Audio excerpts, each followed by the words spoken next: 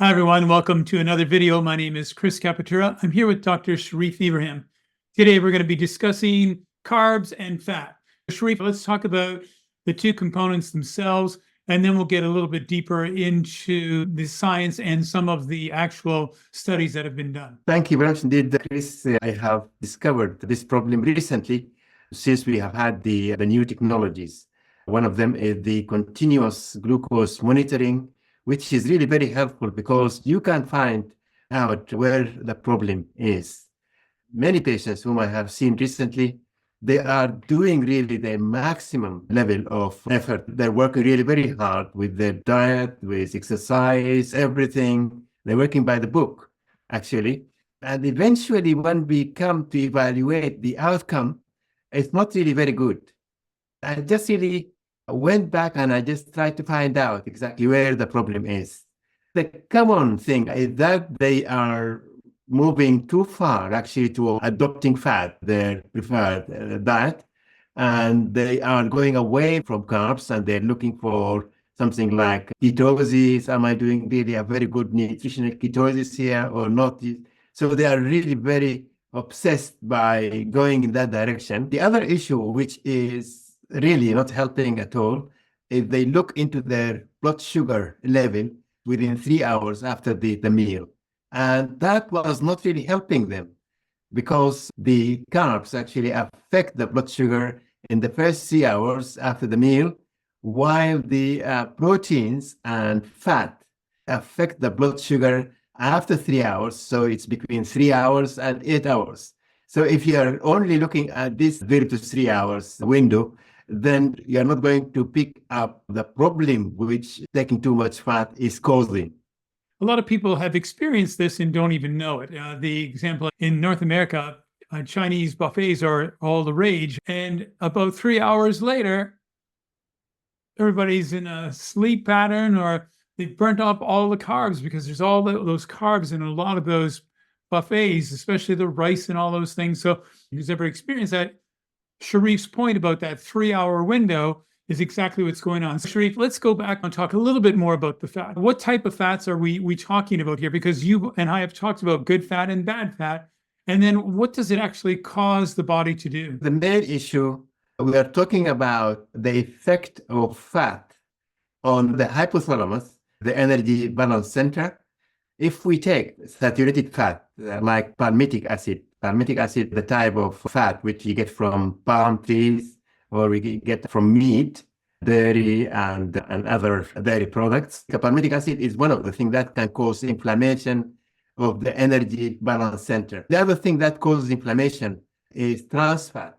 And trans fat is the industrial fat. When we put hydrogen into vegetable oils to make them solid at room temperature. And I think this is very cheap fat used widely for making processed food. These palmitic acid or saturated fat and trans fat, they're really very bad because they cause inflammation of the energy balance center. The balance between satiety and hunger will be interrupted. So we will feel more hungry and we eat more. That's what is going to damage our metabolism and gives us weight again. We know that it's done artificially, but there are natural foods that we should also steer away from in our diet. So what about the healthy fats that are out there, Sharif? If you take too much fat, you're going to store the excess of this fat into the storage, which is the adipose tissue, which is the fat tissue. But the adipose tissue has got a very limited storage capacity. And when we are going to exceed the storage capacity, then the fat will stay in blood and it has to be diverted to some other tissues, the liver, pancreas, and muscle. And we know that, you see, the biggest consumer of sugar are liver and muscle. And if we put too much fat into these organs, that means they are going to become insulin resistant. Then they are not really going to take any blood sugar. The blood sugar will stay outside. And it's going to give us all the damages, which is really expect actually with the high blood sugar.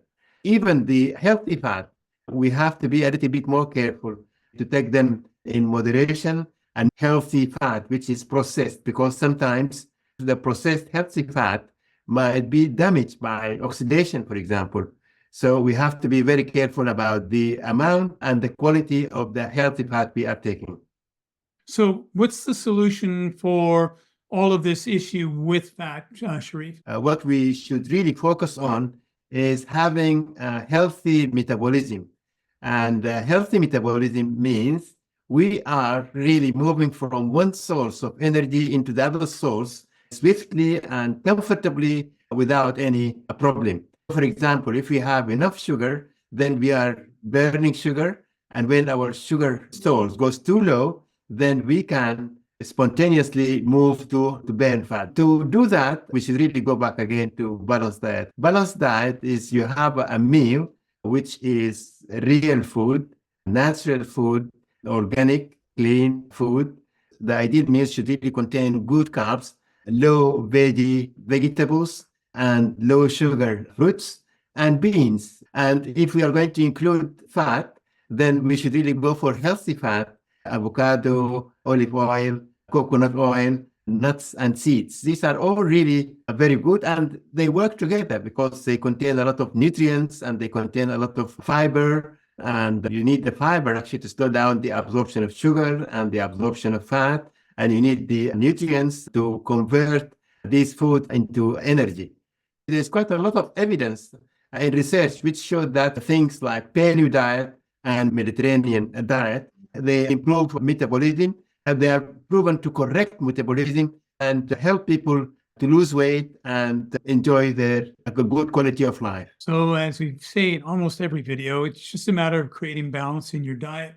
Hey, Sharif, give us a short version of what the goal should be from today's video. The goal should be going to Mother Nature and have real food.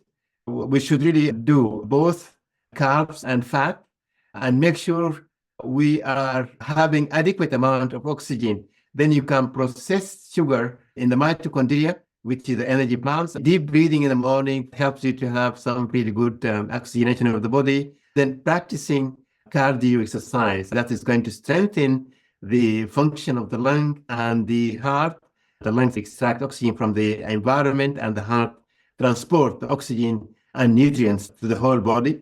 And then also having good muscles is going to help, because muscles is where they are going to extract any excess energy in the body, and it's going to be like, say, a very important really mechanisms that is going to keep your metabolism healthy most of the time. And that is going to prevent any form of weight gain. That's a lot of great information, Sharif. So there you have it. Balanced diet, getting back to Mother Nature, taking some time to do some cardio and some good deep breathing. As always, Sharif, great content again today. Thanks everyone for watching today's video. We look forward to seeing you on the next one. Take care. Sharif and I appreciate you liking this video, and more importantly, remember to subscribe to this channel. There's a lot of content that we're going to be creating, and we don't want you to miss a single second of it.